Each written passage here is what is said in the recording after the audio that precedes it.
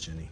This is Dr. Ben, Healthy Feet Podiatry. We got a pretty cool case today. It's not the biggest ingrown toenail ever. It's not the largest ingrown toenail ever. It's the smallest. Let's take a look.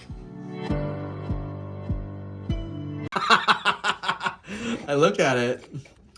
I was like, what happened to your toenail? So she previously had an ingrown toenail done in the 80s, you said? On that one. Back in the 80s. And, you know, normally I try to keep it sexy for you, but they cut off, like, literally half your toenail. Mm-hmm. Good news is that you haven't had an issue since then. Bad news is you've had a skinny toenail since then. Mm-hmm. Now she's got one on this side. The question is, what do we do now? Do we just remove the whole toenail? Or do we remove this part? That'll just leave her, like, with even skinnier toenail for the next video. Let's get her numbed up and we'll figure it out after that, okay?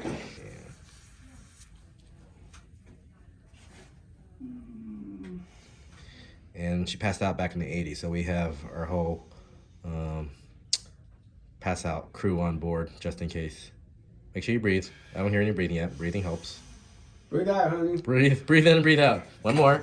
How we doing? Okay. You're doing great. So you done, honey? No, That part. One more.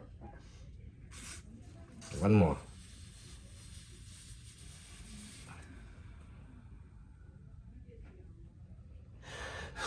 I know. There you go. You're doing good, honey. There we go. Awesome. You're doing good. I'm impressed. This is much better than a shot in my own eye. You did it. You're doing it, honey. You're doing awesome. Okay. She's like, shut up. Let me be. Okay, here we go. That's How you feeling? Okay. Let's rock and roll. All right, so have we made a decision? I'm going on what you medically think is the best. I mean, there's no best or not best. You know, it all comes down to aesthetics. So, you know, if we remove the nail, well, we'll see. Let's try half the nail, and I'll see what that looks like, okay? And I'll tell you if you tell me if you're like, oh, okay, that looks fine. Okay, so she has the smallest thing going. She has the smallest big toenail I've ever seen in my life, right? Outside of a baby. Even then, I think my 2-year-old daughter has a bigger toenail than you. Okay, here we go. So it looks something like this, right? At this point, you know, I don't know. I mean, I can't make that decision for you, you know? Yeah. Wow. Ew, gross. That's nasty.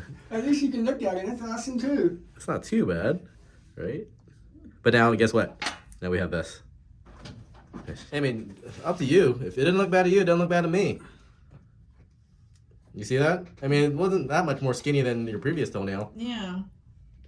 I think that's okay. If you're okay with it, I'm okay with it. There you go, guys. I think we are close to having the skinniest toenail ever in the Guinness Book of World Records. Hey, that's awesome. That's better than a shot in my eye. Okay. The ingrowth itself wasn't too bad, right? It's just, you know, it's just interesting that, you know, how skinny your toenail is now.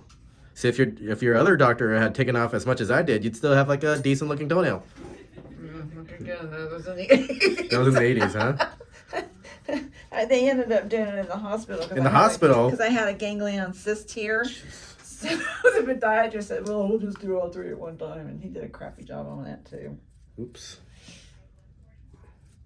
Was his name Todd Brennan? He's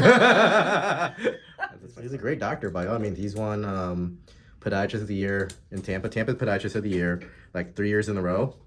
Or something like that. Probably win it again this year. How did somebody vote to be the doctor of the year? All I know is I've come in last place every single year. There's 2 veterinarians in front of me. Yeah, this is the best doctor I ever had. What other doctor have you had? Boom. Well, anyways, thanks for letting us record. Thanks for tuning in, guys. Be sure to like and subscribe, and I'll see you guys next time. Bye.